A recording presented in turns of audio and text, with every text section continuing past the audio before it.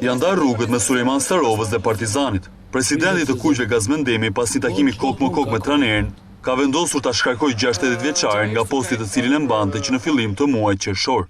Ka qenë vetë klubi kryeqytetës që nëpërmjet një komunikate për shtyp ka bërë të ditur vendimin e presidentit për të shpallur divorcin me teknikun.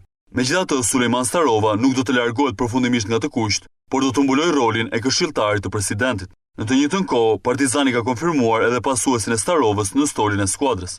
Ai do të jetë Andrea Agustinelli.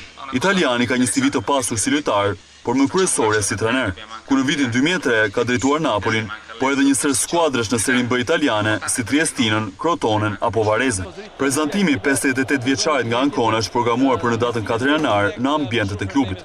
Ndërkohë që për të rikthyer tek Starova, shkarkimi i është justifikuar me riorganizimin e strukturave të klubit dhe ndërtimin e akademisë. Në fakt, në drejtimin e Bobit, Partizani zhvilloi një pjesë të parë të kampionatit në nivele të larta, ku vetëm në mbyllje të dy fazave të para i dorëzoi kreun e klasifikimit të Skënderbeut.